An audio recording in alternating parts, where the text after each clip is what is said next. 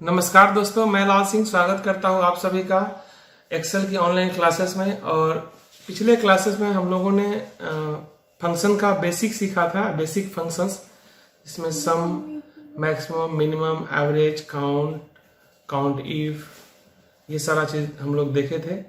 आज हम एक बहुत ही महत्वपूर्ण फंक्शन सीखने वाले हैं और वो फंक्शन है इफ फंक्शन। इफ बहुत ही महत्वपूर्ण फंक्शन है और आज के वीडियो में हम बहुत सारा एग्जाम्पल देखेंगे इफ का। अच्छा खासा 15-20 एग्जाम्पल देखने वाले हैं। हर तरह के एग्जाम्पल को इसमें टच किया गया है, स्टार्टिंग से फ्रॉम 0 टू एडवांस तक इफ हम इसमें देखने वाले हैं। तो चलिए देखते हैं आज इफ फंक्शन। इफ सीखते हैं, कितना कमाल का फंक्शन है इफ। है तो बहुत छोटा, IF लिखा हुआ इफ, लेकिन बहुत ही कमाल का फंक्शन है। चलिए इसको देखते हैं, शुरू करते हैं एक्सेल में इफ फंक्शन। किसी भी ऑफिस में रियल में इफ फंक्शन का काफी सारा यूज रहता है। तो इफ में भी हम लोग कई तरह का इफ देखेंगे, जैसे एक सिंपल इफ देखेंगे, नेस्टेड इफ देखेंगे, एंड फंक्शन के साथ इफ देखेंगे, इफ का एडवांस यूज देखेंगे और कुछ और फंक्शंस के साथ इफ को कैसे यूज किया जाए, ये सारा चीज देखेंगे। चलिए शुरू कर लेते हैं।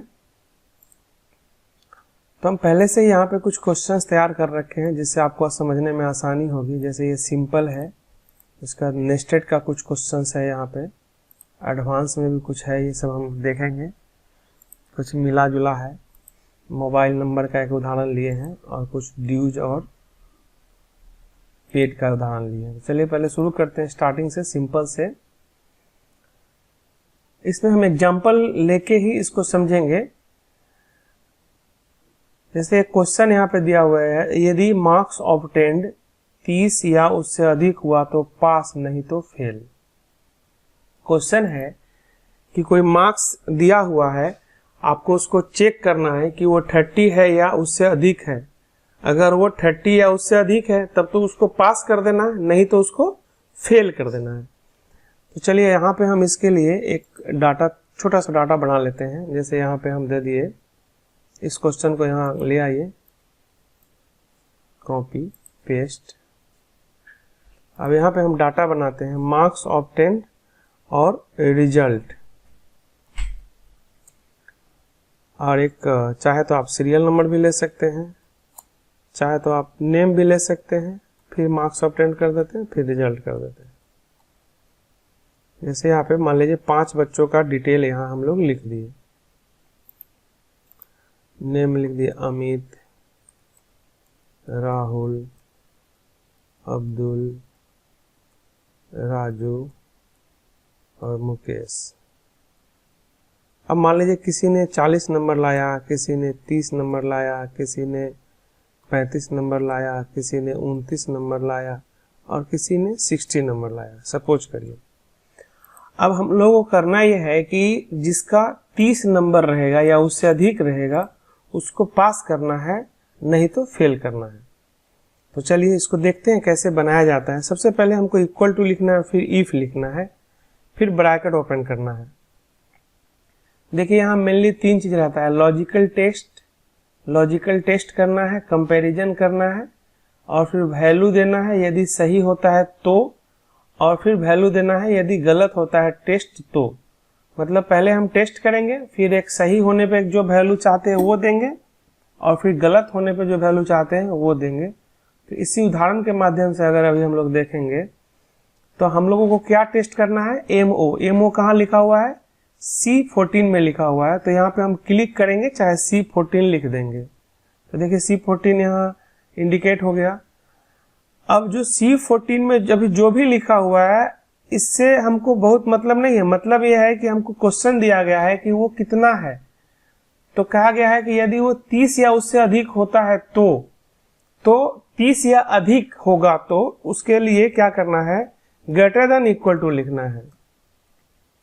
ग्रेटर देन इक्वल टू का मतलब हुआ, अगर हम यहाँ पे अभी 30 लिख देते हैं। अब इसको समझिए कि हम बोल रहे हैं कंप्यूटर को कि आप चेक करिए C14 में जो भी वैल्यू है क्या वो 30 से ज्यादा है या 30 के बराबर है। हम दोनों चीज दे दिए हैं, बड़ा भी दे दिए हैं और बराबर भी दे दिए हैं।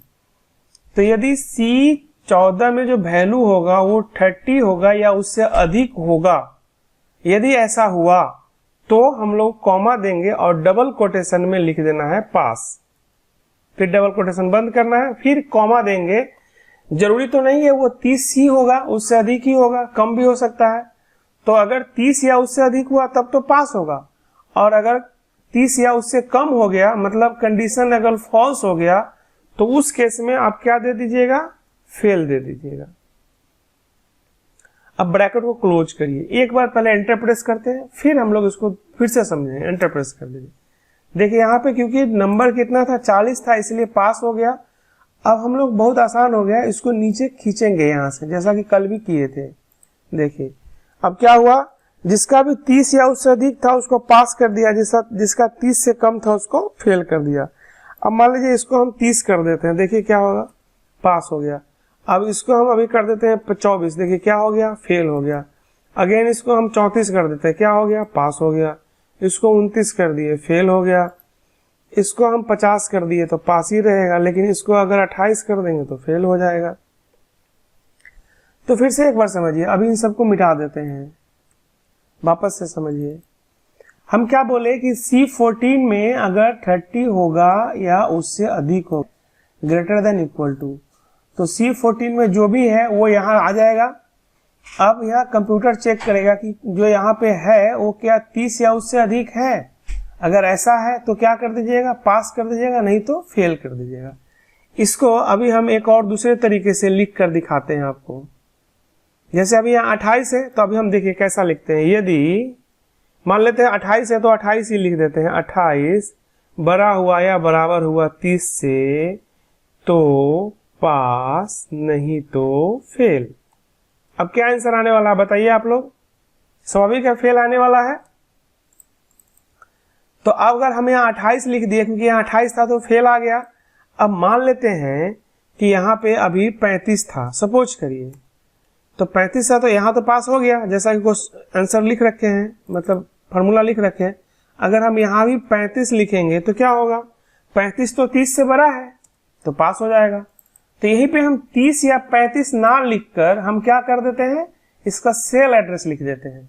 इससे फायदा ये होता है कि जब हम इसको नीचे की ओर ऑटो फिल करते हैं, ड्रैग करते हैं, तो एक्सेल ऑटोमेटिक, देखिए इसमें C15 ले लिया, मतलब इस बच्चे का आ गया।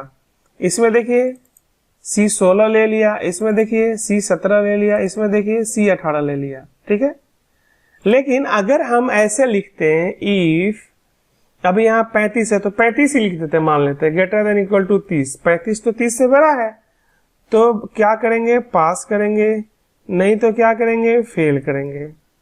अब देखिए यहाँ पास आ गया, खींचेंगे तो क्या होगा, सब में पास ही आ जाएगा, क्योंकि यहाँ तो 35 लिख दिए थे। तो 35 लिखने से क्या हुआ कि हर जगह वो 35 ही आएगा। लेकिन हम यहाँ पे क्या लिखे थे, C14 लिखे थे, तो C14 लिखने से फायदा ये हुआ कि जब हम इसको नीचे ले आए तो ये C एक नीचे आया, तो ये भी एक 14 के बदले 15 हो गया, ये 16 हो गया, ये 17 हो गया, ये 18 हो गया। तो इस तरह से क्या हुआ, हमको अपना जो रिजल्ट चाहिए था वो मिल गया। ये समझ में आ गया होगा आप लोगों को। तो ये था पहला क्वेश्चन, जिसमें हम लोग को बताना था कि मार्क्स ऑब्टेंड को चेक करना था। मार्क्स ऑब्टेंड यहाँ था मेरा, तो C14 अगर बड़ा होगा या बराबर होगा 30 से। क्वेश्चन में था कि MO 30 या उससे अधिक हुआ तो पास, नहीं तो फेल। तो बड़ा हुआ तो पास कर दिया, नहीं तो फेल कर दिया। अब यहाँ एक चीज और समझना है कि जो भी टेक्स्ट वैल्यू है, अल्फाबेट है, उसको डबल कोटेशन में लिखना है, और जो नंबर है उसको यूं ही लिखना है। जैसे देखिए अभी हम पास को डबल कोटेशन में लिखे हैं, लेकिन फेल को भी डबल कोटेशन में लिखे हैं, लेकिन 30 को हम यूं ही लिख दिए हैं। तो ये आप समझ में आ गया होगा आपको। अगर आप इसको पॉज करके नोट करना चाहते हैं तो ये सब नोट कर लेंगे। क्वेश्चन है, ये डिटेल है और ये रिजल्ट है, ठीक है। अब दूसरा क्वेश्चन की तरफ बढ़ते हैं। पहला क्वेश्चन समझ में आ गया होगा। दूसरा क्वेश्चन है, अब दूसरा क्वेश्चन लेते हैं। चलिए यहां कर लेते हैं दूसरा क्वेश्चन। अब कह रहा है यदि MO 30 से कम हुआ तो फेल, नहीं तो पास। ये जो क्वेश्चन है ना, उसके विपरीत दिया हुआ है दोनों एक ही क्वेश्चन, लेकिन ये है कि बड़ा चेक करना है और ये है कि छोटा चेक करना है। तो हम लोग इसी डाटा का यूज कर सकते हैं। कॉपी कर लीजिए और यहाँ पेस्ट कर लीजिए और इसको मिटा देते हैं। पिछली बार था कि 30 या उससे अधिक हुआ तो पास, इस बार है 30 से कम तो फेल। बात एक ही है लेकिन थोड़ा अलग तरीके से लिखा हुआ है और आंसर भी थोड़ा अलग तरीके से लिखना है। चलिए देखते हैं इसका आंसर कैसा रहेगा। यदि ये जो वैल्यू है एमओ में जो भी वैल्यू है वो 30 से कम हुआ, बराबर नहीं है इस बार, ध्यान रखिएगा, कम, 30 से कम। यहां था 30 या अधिक, मतलब 30 भी रहेगा या उससे अधिक भी रहेगा, लेकिन यहाँ क्या है 30 से कम, तो कम है इसलिए हम सिर्फ लेस देन दे रहे हैं, यहाँ इक्वल टू नहीं देना है, नहीं तो इक्वल टू देने से क्या होगा 30 वाले को भी फेल कर देगा। तो 30 से कम हुआ तो क्या करना है, फेल करना है, नहीं तो क्या करना है, पास करना है। देखिए यहाँ उल्टा हो गया नहीं, क्योंकि पहले हमको बोला गया था कि 30 से कम हुआ तो फेल, नहीं तो पास। यहाँ पे पहले बोला गया था पास नहीं तो फेल, तो यहाँ पे इस तरह से इसका आंसर हो जाएगा। देखिए 30 से ज्यादा था इसलिए पास हो गया, जो 30 से कम है वो फेल हो गया। मान लीजिए इसको भी अभी 30 से कम कर देते हैं, ये भी फेल हो गया। तो देखिए दोनों में क्या फर्क था, कुछ दोनों का आंसर डिटेल करके देखिए।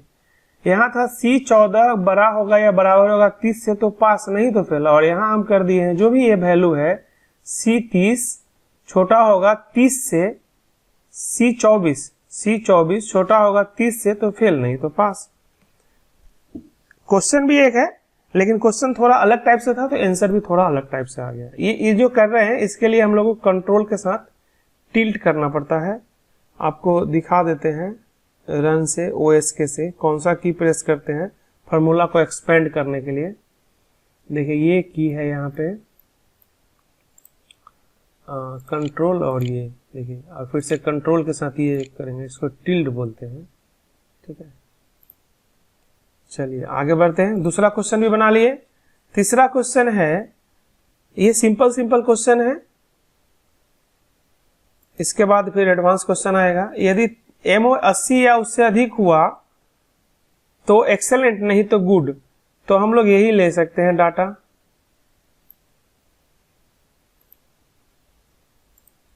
यहां रिजल्ट लिखिए चाहे रिमार्क्स लिख दीजिए।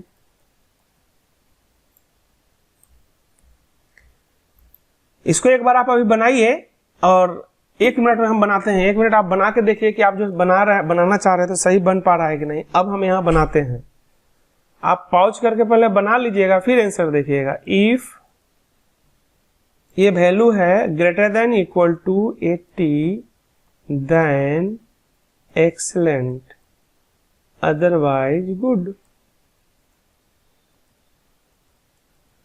यहाँ इफ में क्या होता है, यदि 2 कंडीशन है ना तो 1 इफ लगता है, 3 कंडीशन रहता तो 2 इफ लगता, 4 कंडीशन रहता तो 3 इफ लगता। मतलब एक जो है कंडीशन अदरवाइज में आ जाता है। जैसे अभी यहाँ पे 2 कंडीशन है एक्सेलेंट और गुड, तो 1 इफ लगा रहे हैं। आगे हम लोग नेस्टेड देखेंगे, उसमें इफ की संख्या बढ़ेगी। देखिए अभी गुड आ गया, ये तो सारा का सारा गुड ही आएगा, किसी एक का कर देते हैं 90, तो एक्सेलेंट आ गया। तो ये तीसरा क्वेश्चन समझ गए। अब हम लोग आते हैं चौथे क्वेश्चन पे। अब है यदि ग्रेड ए हुआ तो बोनस 5000, नहीं तो 2000। चलिए इसको देख लेते हैं।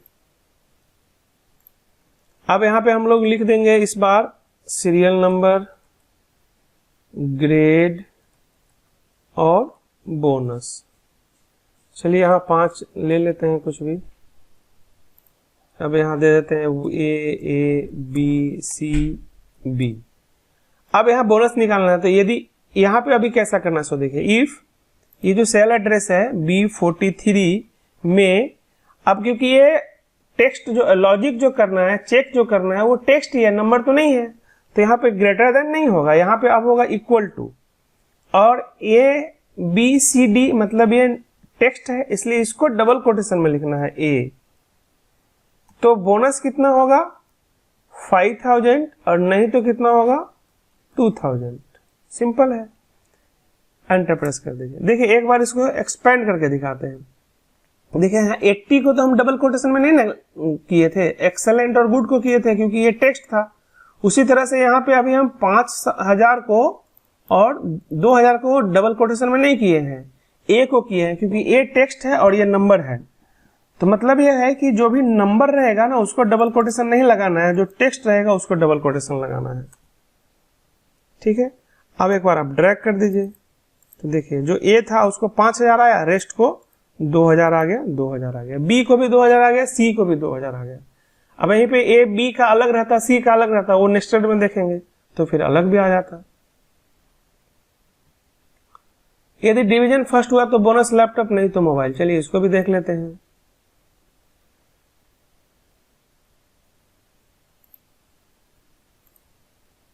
अब इसके लिए हमको यहां लिखना पड़ेगा सीरियल नंबर, नेम, डिवीजन और यहां पे बोनस।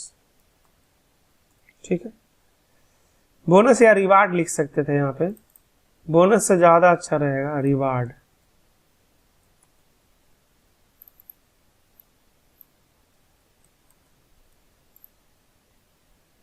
यहां भी रिवार्ड कर देते हैं।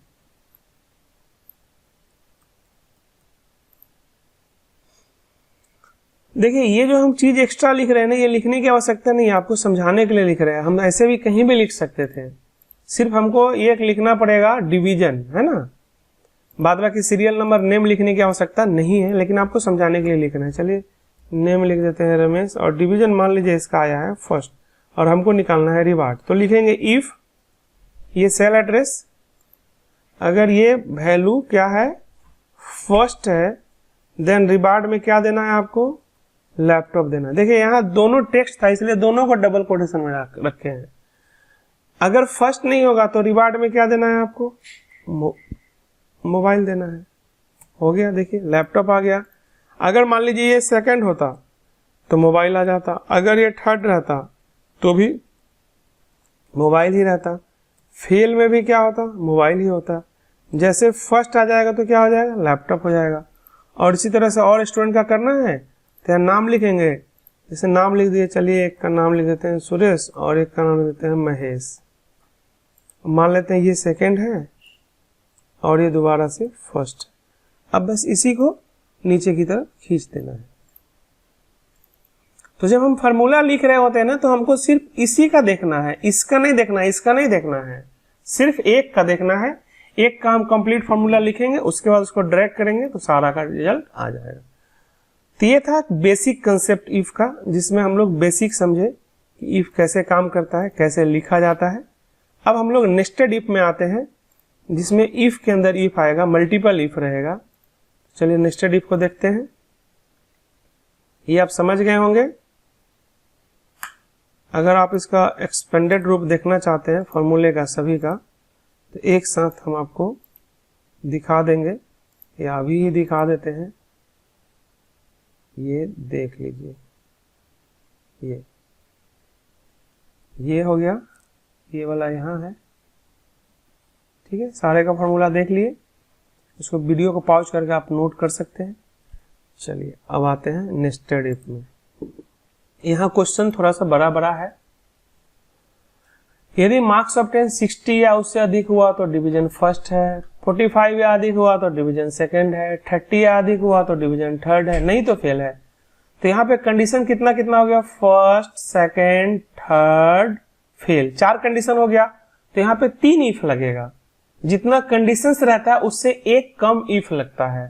ठीक है, तो चलिए इसको बनाते हैं। इसी को बोलते हैं नेस्टेड इफ के अंदर इफ। तो इसका यहाँ पे लिख लेते हैं हम, फटाफट यहाँ लिख देते हैं सीरियल नंबर, नेम और मार्क्स ऑफ 10 और यहाँ डिवीजन। चलिए एक बच्चे का लिख लिए राम, मार्क्स ऑफ 10 मान लीजिए 65 है। चलिए निकालते हैं। तो इक्वल टू इफ, देखिए थोड़ा ध्यान से देखना है। इक्वल टू इफ,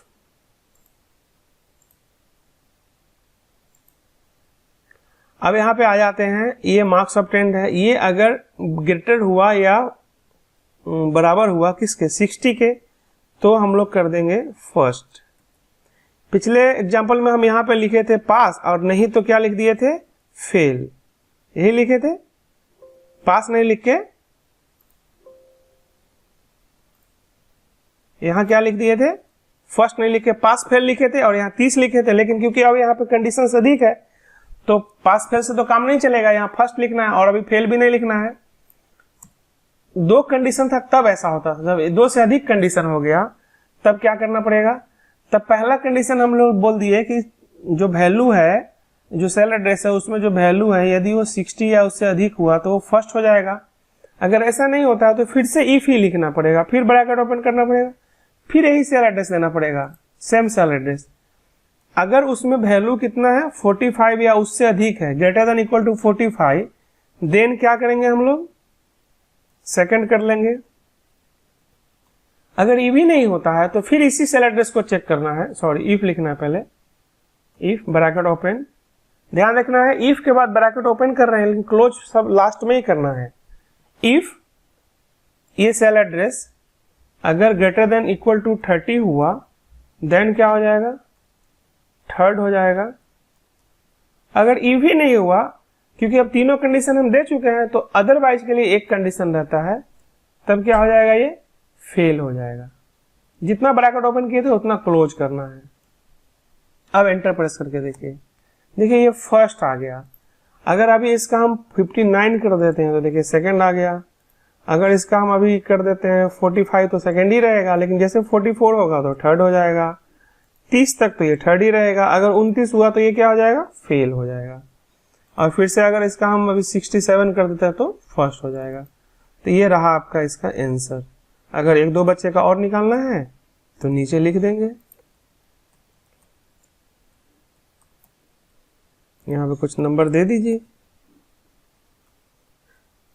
अब इसको ड्रैग कर दीजिए, ठीक है। तो इसका एक बार फॉर्मूला एक्सपेंड करके देख लीजिए आप, ये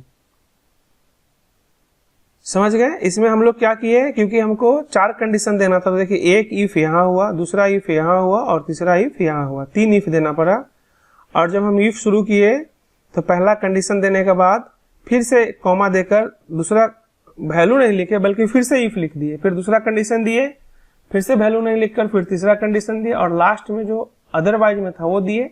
और जितना ब्रैकेट 1 2 3 ब्रैकेट ओपन हुआ तो 1 2 3 ब्रैकेट क्लोज कर दिए। तो इस तरह से हम लोग नेस्टेड इफ, ये हो गया इफ के अंदर इफ, नेस्टेड इफ इसी को कहते हैं, ठीक है। चलिए आगे का क्वेश्चन बनाते हैं। अब है क्वेश्चन है कि एक एज वाला क्वेश्चन ले लिए थे यहाँ पे समझने के लिए, चलिए इसको भी बना लेते हैं। कह रहा है कि एज है दिया हुआ, चलिए सीरियल नंबर लिख देते हैं, सॉरी सीरियल नंबर, और यहाँ दे दिए एज, और यहाँ दे देना है रिमार्क्स। बस एक उदाहरण के लिए ले रहे हैं। मान लीजिए किसी का एज है 65, तो अब क्या कह रहा है सो देखिए, यदि ये value greater than equal to, देखिए यहाँ क्या है, एज 60 या उससे अधिक हुआ तो रिमार्क्स में क्या दे देना है, सीनियर सिटीजन दे देना है। तो यहाँ पे 60 दे दिए, कॉमा, जैसे वो पहले बनाए थे उसी तरह से इसको, मतलब उसी को अभ्यास के लिए एक और क्वेश्चन दिया हम यहाँ पे। तो यदि उसमें 60 या उससे अधिक हुआ तो क्या लिख देंगे हम लोग, सीनियर सिटीजन। कोई जरूरी तो नहीं है यहाँ 65 भी होगा, कम भी तो हो सकता है, तो उसके लिए ध्यान रखना है। तो उसके लिए फिर से कंडीशन दे रहे हैं कि यदि उसका 50 या उससे अधिक हुआ, जैसा कि क्वेश्चन में दिया गया, देखिए 50 या अधिक तो क्या देना है, ओल्ड एज। 50 या अधिक हो गया तो हम लोग यहाँ पे क्या दे देंगे, ओल्ड एज। अब किसी के मन में प्रश्न होगा कि हम ग्रेटर देन इक्वल टू दोनों क्यों देते हैं, तो मान लेते हैं यहाँ पे हम सिर्फ 50 से ग्रेटर दिए तो इसका मतलब 50 वाले को नहीं करेगा, 51 से करेगा। अगर हम सिर्फ इक्वल देते तो सिर्फ 50 वाले को ही करता, तब फिर 50 से अधिक वाले को नहीं करता। इसलिए हम दोनों देते हैं ताकि 50 को भी करे और 50 से बड़े को भी करे। तो ओल्ड एज हो गया, कॉमा, ऐसा भी नहीं हुआ तो फिर क्या है, 30 या उससे अधिक हुआ तो मिडिल यंग एज है, तो फिर से वही cell address greater than equal to 30, then क्या हो जाएगा, बस ये समझने के लिए था मिडिल, पता नहीं मिडिल यंग एज कुछ भी होता है कि नहीं, यंग एज, ठीक है। फिर कॉमा दे दिए, अगर 30 वो भी नहीं हुआ, 30 या उससे अधिक भी नहीं हुआ तो है, 18 या अधिक हुआ तो यंग एज, तो फिर इसी को सेलेक्ट करिए, सॉरी इफ लिखना भूल गए, इफ इसी को सेलेक्ट करिए, ग्रेटर देन इक्वल टू 30 तो ले चुके थे, 18 तो क्या है भैया 18 या उससे अधिक है तो क्या है यंग एज है। अगर 18 से भी कम है, उस 18 भी नहीं है उससे भी कम है, देन क्या है, देन है, नहीं तो यहां पे लिख देते हैं टीनेजर्स। जितना ब्रैकेट ओपन किए थे उतना, जब ब्रैकेट क्लोज करेंगे ना तो यहाँ पे देखिए हाईलाइट होता रहता है ब्रैकेट, ये देखिए, ये देखिए, ठीक है। एंटर प्रेस कर दीजिए, देखिए यहाँ सीनियर सिटीजन आ गया। अब एज को आप चेंज करके देखिए, अब जैसे 50 कर दीजिए तो ओल्ड एज आ गया, 50 या उससे अधिक जितना रहेगा ओल्ड एज आएगा। जैसे 60 हो जाएगा तो सीनियर सिटीजन हो जाएगा, 59 तक ओल्ड एज ही रहेगा। अब 30 कर दीजिए तो मिडिल यंग एज आ गया, 30 से लेके 49 तक मिडिल यंग एज ही रहेगा, 50 जैसे करेंगे ओल्ड एज में आ जाएगा। फिर 18 कर दीजिए तो 18 यंग एज आ गया, 18 से जैसे कम करेंगे तो 3000 आ जाएगा। तो समझ में आ रहा है बात? इसको भी एक बार डिटेल करके देख लेते हैं, देख लीजिए, ये देखिए,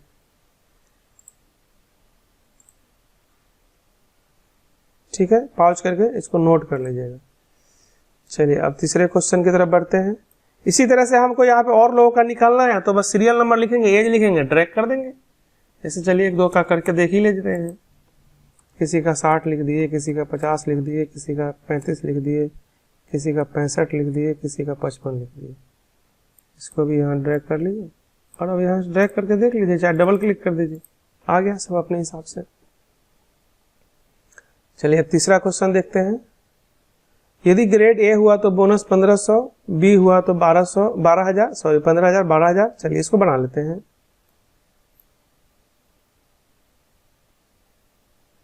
कोशिश की है कि सारा एग्जाम्पल आपको हम समझा दें, क्योंकि ये एग्जाम्पल से ही समझने का चीज होता है। इफ हाँ यहाँ पे कह रहा है कि ग्रेड, तो चलो पहले सीरियल नंबर लिख लिया जाए, फिर ग्रेड लिखते हैं। स्पेलिंग पे ध्यान मत दीजिएगा, ठीक है ना। फिर यहां लिखते हैं बोनस।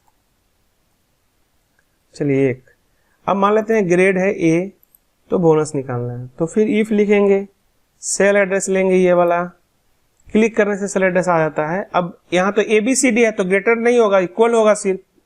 अगर ए होता है डबल कोटेशन में तो कितना देना है भैया, 15,000 देना, तो दे दिए 15,000।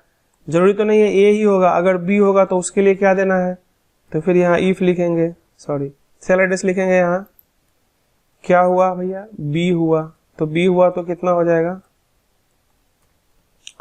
बी हुआ तो कितना हो जाएगा 12,000। ये केस सेंसिटिव नहीं है, कैपिटल स्मॉल दोनों लिख सकते हैं। अभी लिख के दिखाते हैं आपको एक। फिर अगर बी भी नहीं हुआ तो क्या हुआ, सी हुआ, सी हुआ तो कितना 8,000। अगर सी भी नहीं हुआ तो क्या हुआ, डी हुआ, डी हुआ तो कितना 5,000। अगर डी भी नहीं हुआ तो कितना 2,000। ब्रैकेट क्लोज करते जाइए, जितना जितना बंद की ओपन किए हैं उतना क्लोज करते जाइए। लास्ट में ब्लैक ब्रैकेट आता है, एंटर प्रेस कर दीजिए। देखिए ए था तो 15,000 आ गया, बी था तो 12,000 आ गया, सी था तो 8,000 आ गया। सी कैपिटल भी दीजिए तब भी 8,000 है, डी दीजिए 5,000, ई दीजिए 2,000। समझ में आया? चलिए यहाँ पे कुछ और लिख देते हैं, ACDE, इसको ड्रैग कर दीजिए, ठीक है। जिसको जितना मिलना था उसको उतना मिल गया। एक बार इसको एक्सपेंड करके देख लीजिए। ए हुआ तो 15,000, बी हुआ तो 12,000, सी हुआ तो 8,000, डी हुआ तो 5,000, नहीं तो 2,000, ठीक है। चलिए अब आगे देखते हैं, आगे क्वेश्चन। आगे क्वेश्चन है 4 नंबर क्वेश्चन देखते हैं।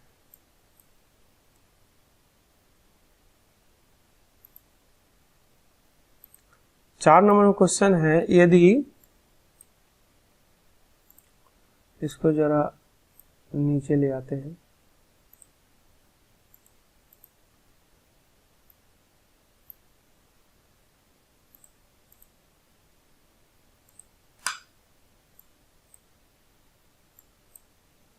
यदि पोस्ट मैनेजर हुआ तो रिवार्ड में बाइक मिलेगा, क्लर्क हुआ तो रिवार्ड में लैपटॉप मिलेगा, कैशियर हुआ तो मोबाइल मिलेगा, टाइपिस्ट हुआ तो टैब मिलेगा, नहीं तो साइकिल मिलेगा।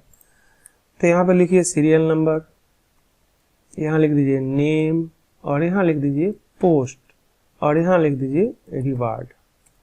ठीक है, पोस्ट चेक करना है और देना क्या है, रिवार्ड देना है, इसलिए हम पोस्ट भी लिख दिए और रिवार्ड भी लिख दिए। सीरियल नंबर और नेम तो यूं ही है, लिखिए चाहे नहीं लिखिए कोई फर्क नहीं पड़ता है। नेम में लिख दीजिए सूरज। पोस्ट मान लीजिए ये मैनेजर है, शॉर्ट में लिखना है तो शॉर्ट में लिखिए MANCLE, या डिटेल में लिखना है तो डिटेल में लिखिए। चलिए मैनेजर डिटेल में ही लिख देते हैं। अब यहाँ लिखेंगे यदि ये जो सेल एड्रेस है उसमें मैनेजर हुआ लिखा हुआ तो क्या दे दीजिएगा आप इसमें रिवार्ड के तौर पे, बाइक दे दीजिएगा। तो डबल कोटेशन में क्या लिख देंगे, बाइक। यदि मैनेजर नहीं हुआ तो क्या हुआ भाई, क्लर्क हुआ, तो लिखिए क्लर्क। क्लर्क में क्या दे दीजिएगा, लैपटॉप दे दीजिएगा, तो डबल कोटेशन में लिखिए लैपटॉप। यदि ये भी नहीं हुआ तो फिर इफ लिखना है, तब क्या है भाई, कैशियर है, तो लिखिए इक्वल टू कैशियर।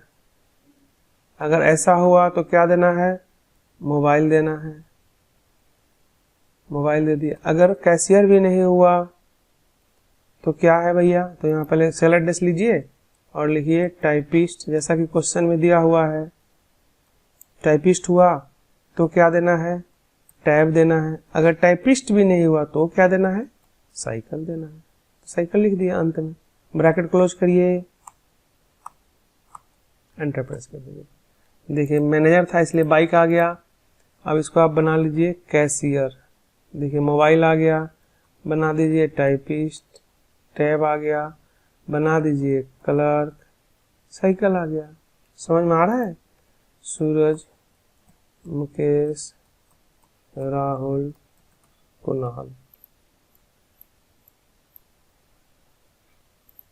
इसको यहाँ ड्रैग कर दीजिए और यहाँ पोस्ट दे दीजिए, मैनेजर, टाइपिस्ट, कैशियर। कैशियर तो नहीं है, कैशियर। ठीक है, तो इस तरह से हम लोग दे दिए। इसको भी एक बार एक्सपेंड करके दिखा देते हैं।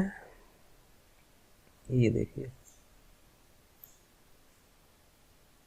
ठीक है। अब आइए देखिए, इसको ना बार बार लिख के अभ्यास करना होगा, और जब दिक्कत आएगी कुछ तो आप व्हाट्सएप से संपर्क कर सकते हैं, कॉल भी कर सकते हैं, ठीक है ना। इसको बार बार लिख के अभ्यास करेंगे ना तो समझ में आ जाएगा। थोड़ा टिपिकल है लेकिन ऐसा कुछ नहीं है कि नहीं समझ पाइएगा। इसका 5वां क्वेश्चन बना लेते हैं।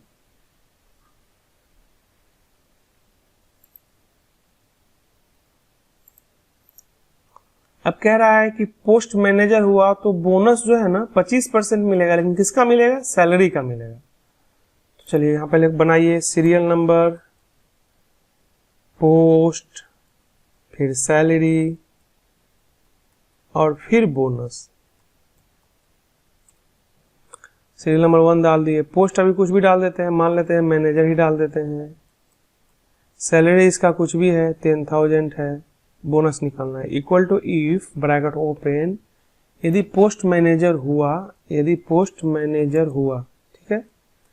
B58 में क्या लिखा हुआ, वो मैनेजर ऐसा होता है तो क्या करना है हम लोगों को, 25% देना है। किसका, सैलरी का।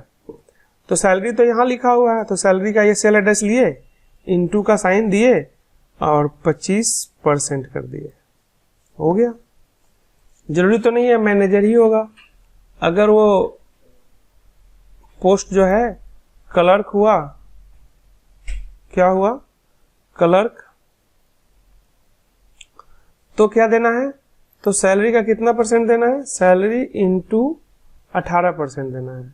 18%, यहां देख रहे हैं ना, सैलरी का कितना देना, 18% देना। यदि ऐसा भी नहीं हुआ तो तब क्या होगा, कैशियर हुआ, तो कैशियर हुआ तो क्या देना है भाई, तो सैलरी का कितना परसेंट देना है, 12% देना है।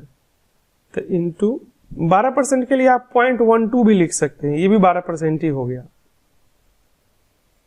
अगर टाइपिस्ट हुआ तो सैलरी का कितना देना है, 9% देना है। तो फिर इफ, फिर यहां पे लिख देंगे टाइपिस्ट, तो क्या करना है, सैलरी का 9%, सैलरी इंटू 0.09, 0.9 लिखेंगे तो 90% हो जाएगा। क्या लिखना है, 0.09। अगर ऐसा भी नहीं हुआ तो 5%, तो सैलरी का कितना परसेंट, 5%, तो इंटू 0.5 हो गया। ब्रैकेट क्लोज करिए, एंटर प्रेस करिए। देखिए ये इसको 25% मिला ना, मैनेजर था तो अभी 10,000 ही रहने देते हैं और इसका पोस्ट चेंज कर देते हैं क्लर्क। देखिए 18% मिल गया, 1800। कैशियर कर दीजिए, देखिए 12% से 1200 मिल गया। टाइपिस्ट कर दीजिए, देखिए 9% से 900 मिल गया। अदर कुछ भी कर देते हैं, जैसे कर दिए, क्या कर दिया जाए, मार्केटियर कर दीजिए, मार्केटियर, देखिए 500 आ गया, 5% आ गया। फिर से मैनेजर कर दीजिएगा तो ठीक है। तो इस तरह से हम लोग निकाल सकते हैं। इसका भी देख लीजिए, ये मैनेजर हुआ तो सैलरी का देखिए चेक कर रहे हैं B58 को, और जो कैलकुलेशन कर रहे हैं वो C58 से कर रहे हैं, क्योंकि सैलरी इसमें है। ठीक है, तो ये वाला भी समझ गए हम लोग। अब इसका एक पांचों का एक बार आपको एक्सपेंड करके दिखा देते हैं, देख लीजिए। ये पहला था, ये दूसरा है,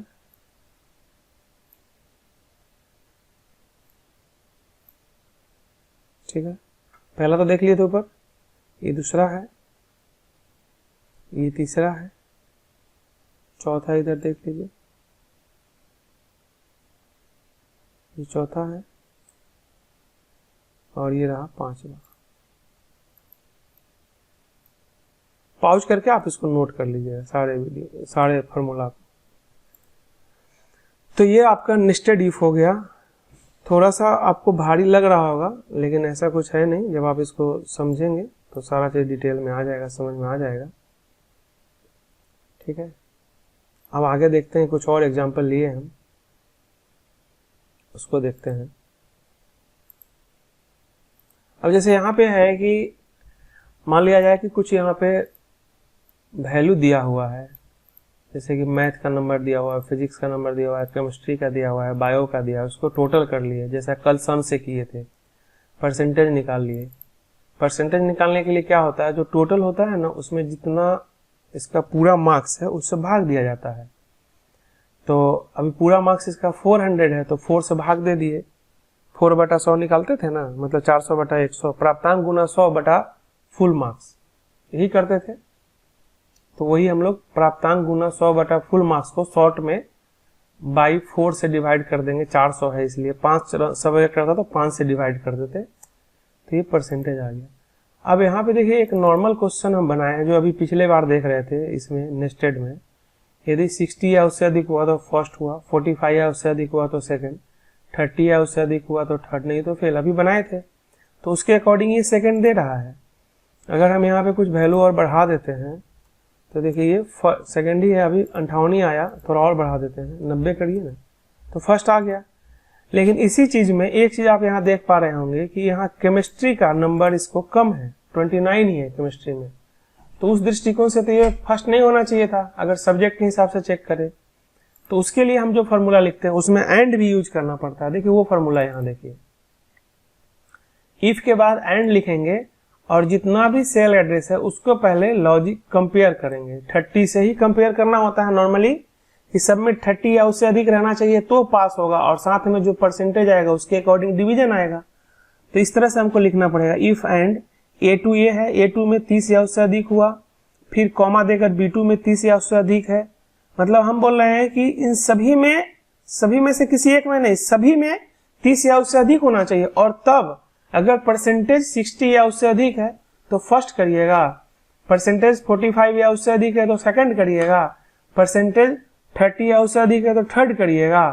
और अगर फेल का तो यहाँ बात ही नहीं है, क्योंकि जैसे ही किसी में भी 30 से कम होगा तो वो फिर फेल नहीं, वो सब्जेक्टली फेल हम कह रहे हैं इसको, ताकि आपको पता चल सके कि हाँ सब्जेक्ट में फेल हुआ है ना। तो यहाँ सब्जेक्ट फेल कर दिए, तो ये हम लोग एंड के साथ यूज कर लिए। तो इसमें क्या हुआ, देखिए दो फॉर्मूला है, इसमें सिंपल इफ है तो आपको यहाँ नहीं बता पा रहा है कि किसी एक सब्जेक्ट में फेल है, लेकिन हम यहाँ पे जब बात कर रहे हैं तो यहाँ पे दिखा रहा है कि सब्जेक्टली फेल, मतलब सब्जेक्ट में फेल है। ऐसे तो इसका डिवीजन ज्यादा रहता, ऐसे डिवीजन हो गया फर्स्ट, लेकिन सब्जेक्ट में ये फेल है। तो ये हो गया आपका एंड इफ, है ना, यहाँ पे हम डबल यूज कर रहे हैं। उसके बाद एक देखिए यहाँ पे एक हम और उदाहरण लिए हैं। इफ का देखिए बहुत सारा उदाहरण हो सकता है, आप इतना सारा एग्जाम्पल हम इसलिए बता रहे हैं कि आपको किसी भी ऑफिस में जिस तरह का यूज पड़े आप अपना दिमाग लगा के काम कर सके, इसलिए इतना एग्जाम्पल बता रहे हैं।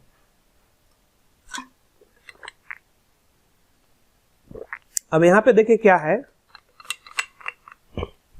यहाँ पे हम लिखे हैं श्री राम कुमार, श्रीमती रीता देवी, मिस रीता, मास्टर हर्ष, मिस्टर कुणाल। और यहाँ पे हम हम यहाँ पे चेक करना चाह रहे थे कि नाम के कुछ अक्षर में जितना पॉसिबिलिटी, जैसे यहाँ 3 अक्षर, यहाँ 3 अक्षर, यहाँ 4 अक्षर, यहाँ 6 अक्षर, यहाँ 2 अक्षर, अगर कुछ खास चीज लगा हुआ हो तो उसके हिसाब से हम जेंडर डिसाइड करेंगे। जैसे श्री लगा हुआ है तो मेल, श्रीमती लगा हुआ है तो फीमेल, मिस लगा हुआ है तो गर्ल, मास्टर लगा हुआ है तो बॉय, और मिस्टर लगा हुआ है तो अभी हम इसका नहीं दिए हैं इसलिए इनवैलिड आ रहा है, आप चाहते तो दे सकते थे। तो अब यहाँ पे देखिए इसका फॉर्मूला, इसमें हम 2 फंक्शन यूज किए हैं, एक तो लेफ्ट यूज किए हैं और फिर इफ यूज किए हैं। पहले लेफ्ट का आपको यूज करके दिखा देते हैं।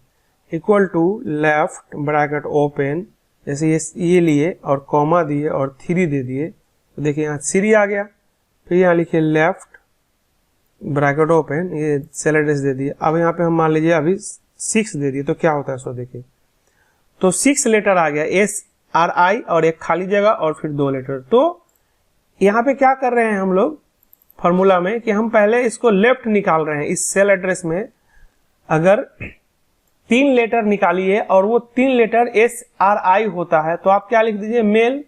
फिर 3 लेटर निकालिए, अगर वो SRI नहीं होकर SMT होता है तो फीमेल लिख दीजिए। अब यहाँ पे हम बोल रहे हैं कि 4 लेटर भी निकाल लीजिए, 3 लेटर निकालिए, अब हम 4 लेटर निकालने बोल रहे हैं, ठीक है।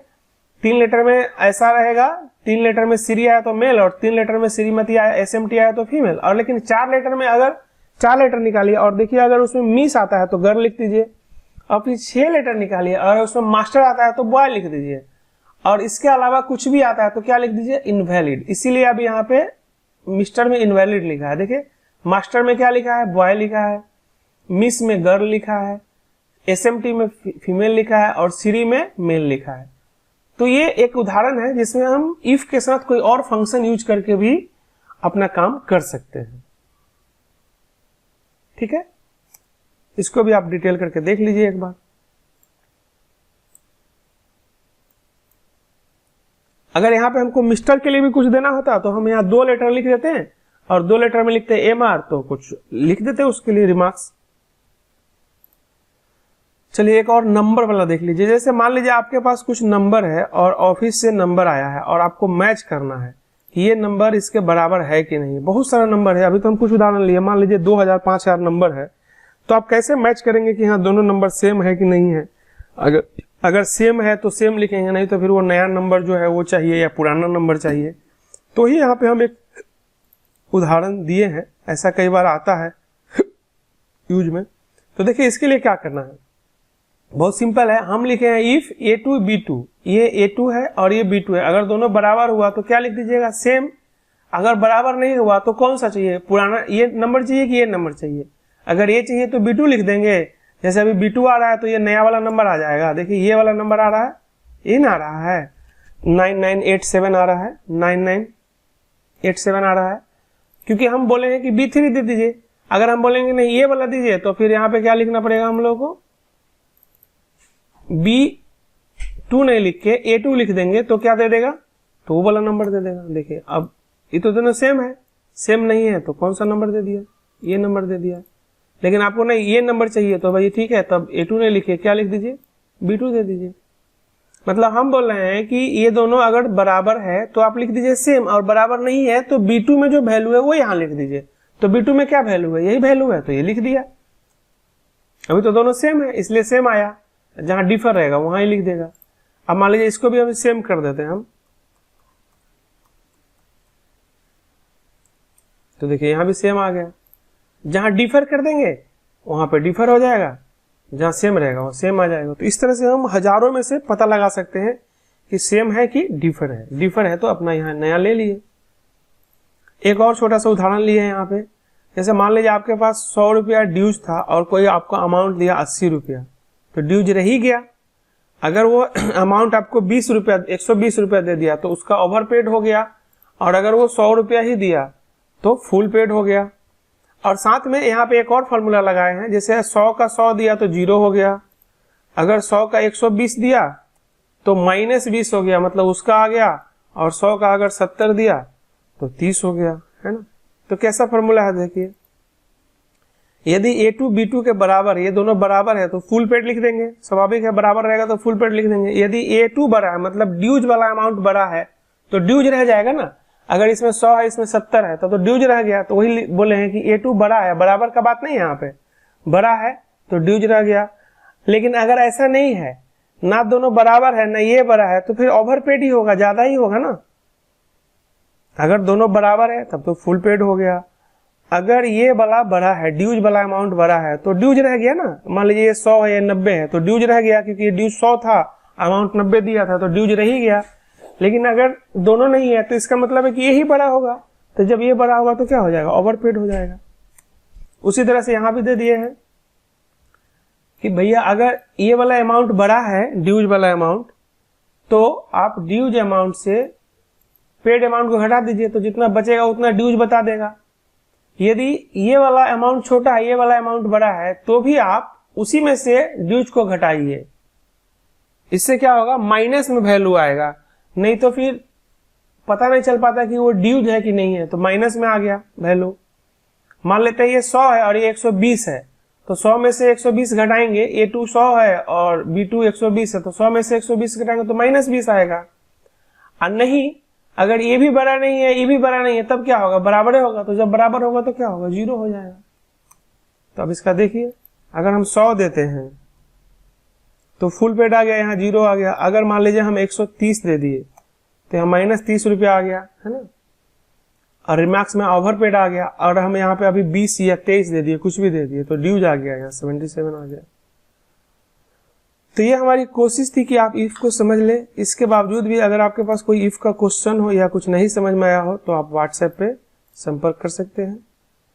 आज के लिए इतना ही, धन्यवाद।